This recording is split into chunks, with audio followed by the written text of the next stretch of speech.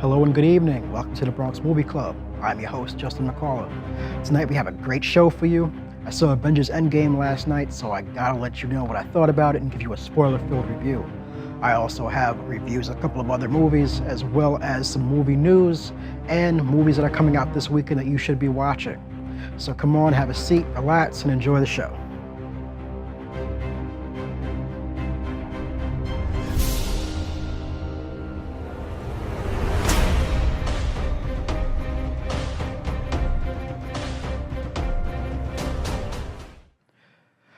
Hello, this is Justin McCullough, and this is the Bronx Movie Club.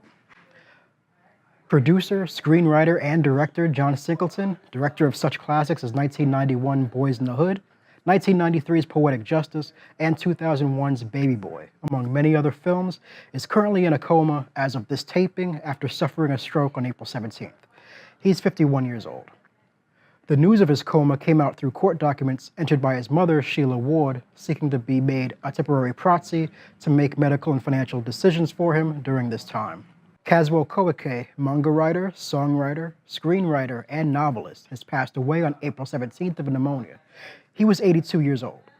He is possibly best known in the United States for his classic manga series Lone Wolf and Cub and his Lady Snowblood. He also wrote the screenplays for the film versions of his books. His work has been influencing American filmmakers to this day. I got turned on to his work in the 90s after watching Shogun Assassin, an English-dubbed Americanized version of the first two Lone Wolf and Cub movies. It was way too bloody for TV, and I had to beg the clerks at my local video store to let me rent it.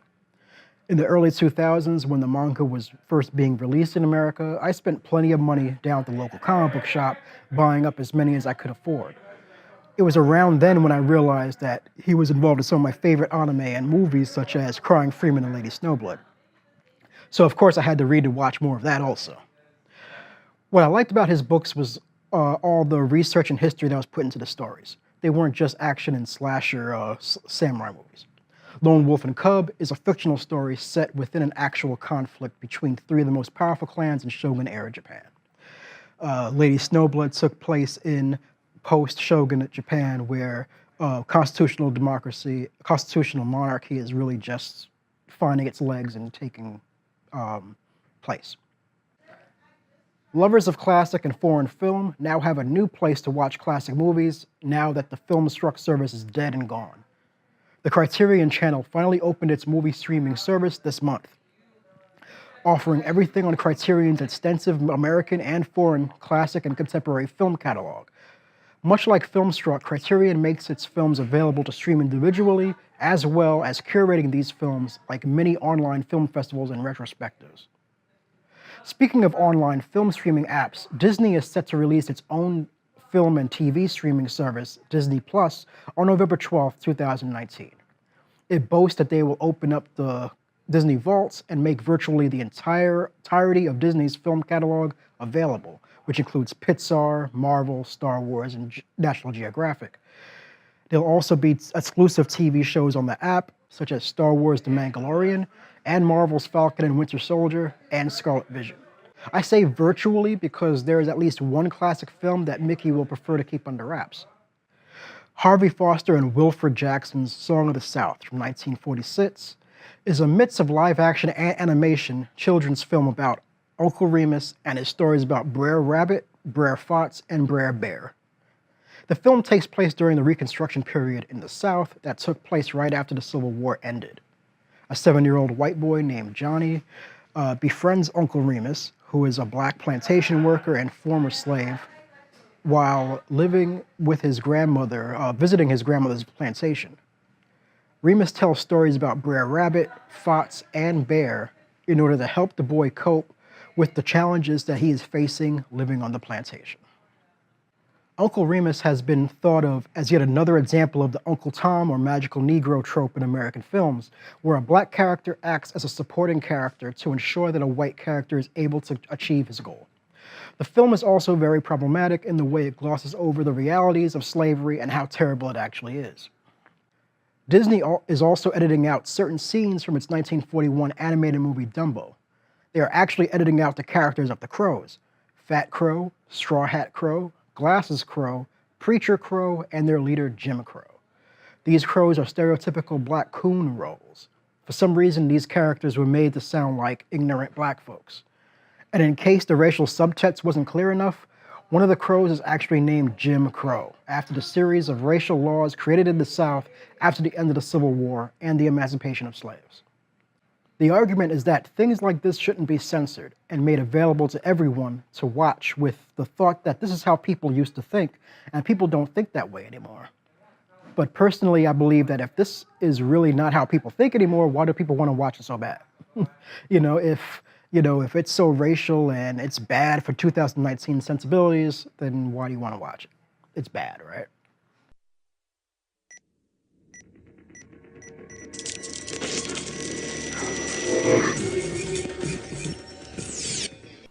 Coming up May 1st on Netflix, we have a movie called Knock Down the House, which is a documentary about a group of 4 female congressional candidates who come in from grassroots and take their district by storm. One of which is Alexandria Ocasio-Cortez, who is the brand new congresswoman from the South Bronx. So it shows her throughout her campaign, her taking down the 3rd most powerful Democrat in the country, and how she's how she's been raised and grew up and became the person who she is today. I look very much forward to watching this. I've heard about this ever since it went through the film festival circuit, and how many people have loved this film, and my Twitter has been blowing up since the trailer came out not too long ago. So yeah, I will definitely have a review about this soon. Just as of now, it has not come out yet. But by the time this episode comes out, it would have already aired. So I hope you guys are watching it. I hope you guys are enjoying it. All my Bronx fans got to know who one of their congresswomen are, especially since she's so awesome. It will never be the same. We're going to fight for each other. Some of us have got to get through. It's about the whole movement. For one of us to make it through, 100 of us have to try. Hello, once again, this is Justin McCullough. We're going to do the releases for this weekend, the weekend of May 3rd, or at least, tomorrow is May 3rd. So tomorrow we have The Intruder, which is a thriller starring Megan Good, Michael Ealy, and Dennis Quaid. In this movie, a young married couple buy their dream home with several acres of land. The only problem is the former owner isn't willing to let go of the property just yet. This story sounds like a lot like the black version of 2003's Cold Creek Manor, and it also stars Dennis Quaid, so it may have a little bit of connection there. The movie is directed by Deon Taylor, who has 2 other films coming out this year, Meet the Blacks Part 2 and Black and Blue. He also directed last year's Traffic.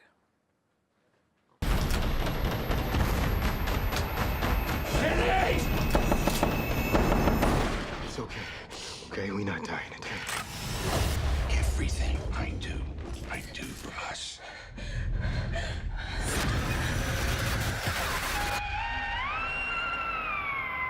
Ugly Dolls is a new animated musical whose trailers have looked pretty fun.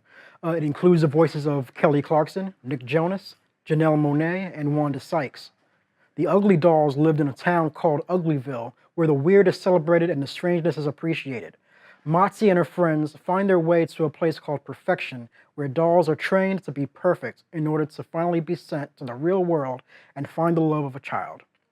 The film, based on the Ugly Dolls brand of plush toys, is directed by Kelly Asbury, who is probably best known for directing Shrek Part 2, but has also more recently directed the new Smurfs film, The Lost Village, and has a long resume as a director and an artist.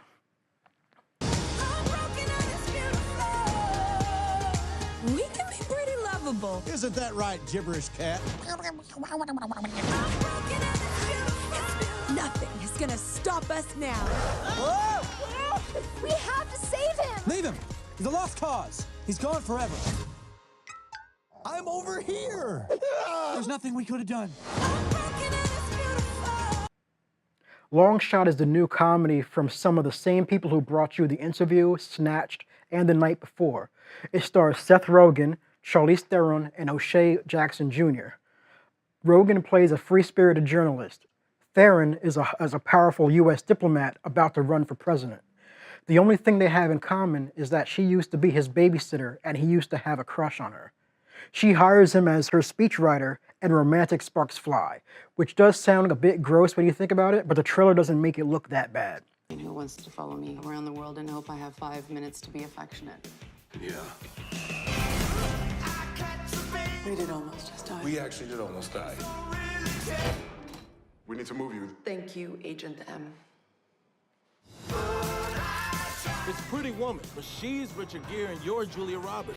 It's directed by Jonathan Levine, who has also written and directed The Night Before and Warm Bodies, as well as most recently 2017 Snatched. El Chicano, it's a film that I've heard described as Juan Wick, Chicano Batman, and the Hispanic Punisher. This action drama stars Raul Castillo in a dual role, and George Lopez. IMDb describes this film as a pair of twin brothers from East LA who choose to live their lives differently and end up on opposite sides of the law. The trailer seems to say something a little bit different. An LAPD cop is forced to take on the persona of El Chicano, a vigilante who takes on the cartels single-handedly to prevent or end a gang war in the streets. The cartel killed a bunch of police officers. They're coming to plant a flag in LA and reset the game. I've never seen anything like this. It's a war zone. You knew this was coming. And what was coming? Revolution. It is written and directed by Ben Hernandez-Bray, and it's his first feature film as a director, but he is much more known for his stunt work, dating way back to the 70s. His last film as a stuntman has been A Star is Born, according to IMDb. He has also been a TV director.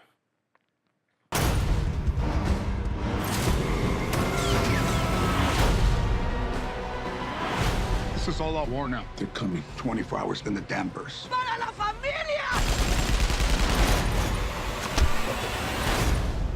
I am neither right nor good.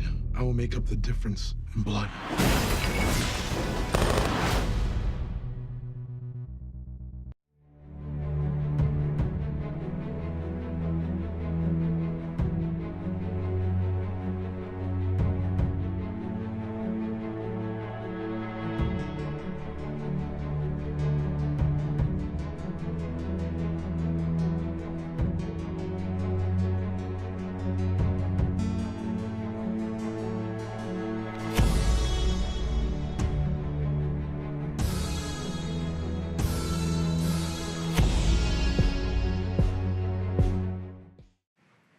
Guess what I did last night? I saw Avengers Endgame. So, you know what that means. I'm going to tell you all about it.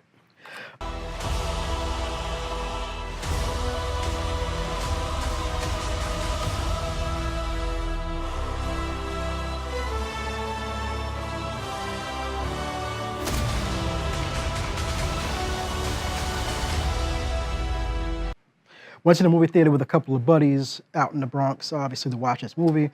Packed house, had to buy those tickets 3 weeks ago, and it was electric. The whole crowd just wanted to get in there. There was like 1,000,001 trailers for this movie, so everyone was kind of like getting ready to tear the house down, wanting to watch this movie, myself included. And when it started, it was like amazing from beginning to end. And I don't really like saying a movie is a 10 or a 5 out of 5 or anything like that, but it drew my attention the entire time, even the boring parts, and I'll get into that in a moment. And I guess I should say before I even get into this that this is gonna be spoiler filled. If you didn't watch this movie by now, stop, press pause, go watch the movie and come back and press play. I'll be glad you did.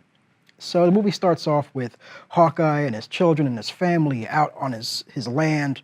He's teaching his daughter how to shoot arrows, because that's what Hawkeye does, shoots arrows, you know? And we already know from watching Infinity War how this is gonna end. The family's just gonna disappear. And sure enough, but when it happens, it's still like everyone in the audience is kind of like, oh my God, it's still happening. And then we start off the movie. The first act is basically how the world is working without half of its population. So very few humans around. There are Captain America runs a PTSD support group for people who have lost loved ones during this time, during the snap, during the dusting, and how they're going to move forward, which includes an interesting cameo by one of the directors, Joe Russo, who plays a character who learns to love again after the love of his life gets dusted in the snap. So that was a pretty cool scene. You could tell that all these characters are very like messed up about it. That's why I love the fact that they spent so much time telling us how people are getting on after this thing is happening. So they get into that, and they find out where Thanos is. Basically, the first act is about how people are struggling with what's going on and how they're going to get payback. Tony Stark and Nebula are floating out in space somewhere, and they get saved by Captain Marvel and brought back to Earth. And this is when they find out where Thanos is and how to get payback for what he'd done. Turns out that there's a huge energy blast that takes place on this planet far away, and when they get there, they find out that huge energy blast was Thanos using the last of his energy to destroy the Infinity Stones. So now that there's no way possible for any of these people who got dusted to come back to life. Which is great, because this all happens in like the first 20 minutes of the movie. They approach Thanos, and Thor kills him right away. And it just felt like, it was so like matter of fact, it was just so, you're dead, that it just came to the audience like, oh damn, so, like that's it? like I spent $15, $18 to watch 20 minutes, okay, I'm done. But obviously there was more to it.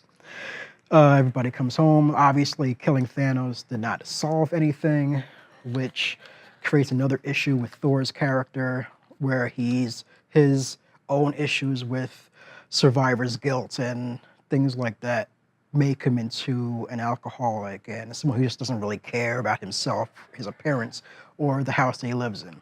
And it's a part that's been problematic. I've been reading like problems with that from people who actually suffer from these kind of things in real life, where it's kind of played as a joke.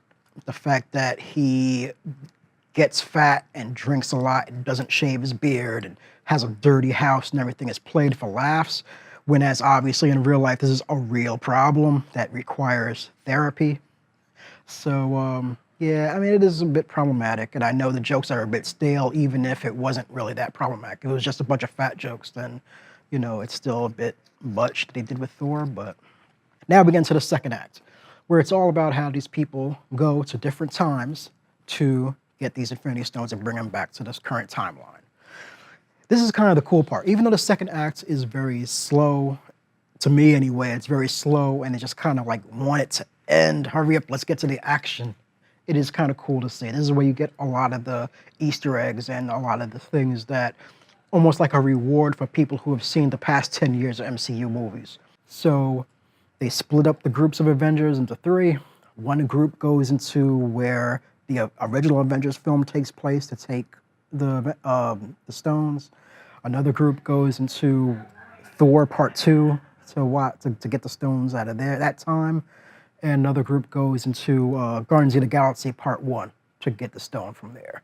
And it's kind of cool to see these kind of movies. They imagine having these movies from like a different angle from these new characters, 2019 characters, to see how they've changed and see how their perspective on what's going on in other movies. So that was kind of fun. There's a scene where they need to get the Soul Stone. Anyone who's seen the Infinity War knows that in order to get the Soul Stone, you have to give up the thing you love most.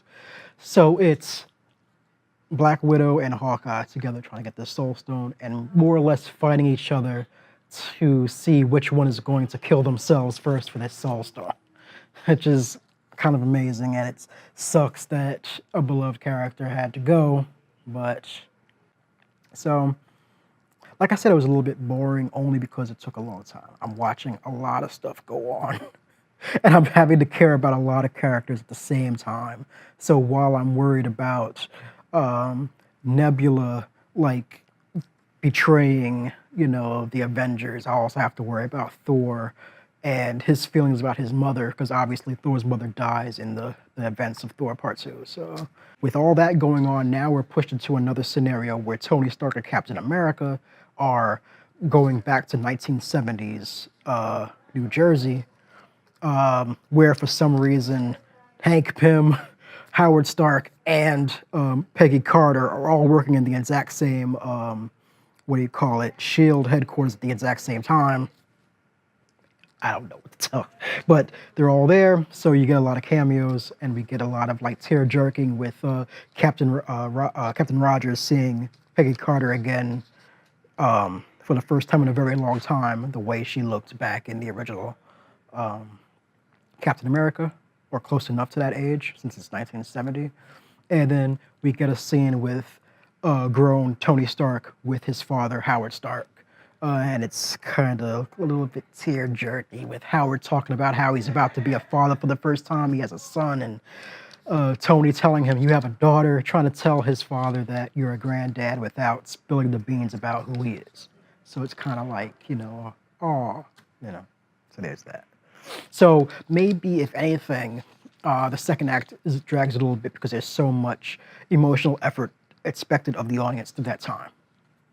So maybe that's what it is. But third act, the last hour of the film is where you get the action. It's where you get everything that you've been waiting for. The big battle between the Avengers and Thanos, and the hordes of Thanos' armies versus all of the superheroes and their armies who have been dusted and now are back. And it's like geek-gasm. Every Avenger comes back at the same time with their Infinity Stones. We have the Infinity Stones, awesome. Now let's go and do whatever we gotta do. The Hulk, who I didn't mention, the Hulk is now Professor Hulk, which means it's the best of the Hulk with the best of Bruce Banner put together in one big green smart guy. So he wears the Infinity Stone that Tony Stark makes everything better with a little snap, just in time for Thanos to shoot and destroy that whole building that Captain America wields Thor's hammer, which is awesome. Of all the people who have been dusted in Infinity War, the first hero to come back is the Black Panther. So watching the Black Panther come out and like getting ready to kick some butt was like, yeah, everyone was loving that scene.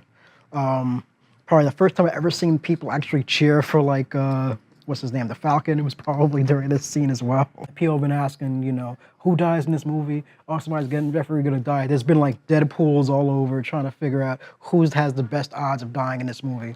And yeah, I mean, just put it right out there. It was Black Widow and Tony Stark who died. And they do a big old funeral scene at the end. I guess the Earth version of Yondu's funeral from Guardians of the Galaxy 2. But yeah, it was a very, it was definitely telling the audience that this part of the MCU story is gone. It's time for something new. Which is weird because anyone who's kind of noticed, during the funeral scene where everybody's dressed in black and watching, the procession go off and everyone's kind of standing in their own groups based on what movie they were in. So you have Captain America standing by herself. You have, Peter Parker and Aunt May standing over here and things like that. And it's kind of interesting. You see this young boy standing by himself, and it's like, who the hell is that? Turns out that young boy the teenage boy standing there is the kid from Iron Man 3, who no one knows and no one cares about. But he's in the movie anyway, so that's kind of fun. And there's a little Easter egg for people to figure out, who's that guy? Oh, I know who he is. It works for trivia when you're at the bar during trivia night. Hey, that's the kid from Iron Man 3. But anyway, final thoughts. I thought this film was amazing. I said it before, I'll say it again. If I have to give it out of 5 stars, I definitely have to give it 4 stars. What stopped me from giving it a little bit higher score was that second act dragged. But there's a lot of cool stuff for fans, so I kind of understand it. So that was my review for Avengers Endgame. I look forward to seeing it a few more times.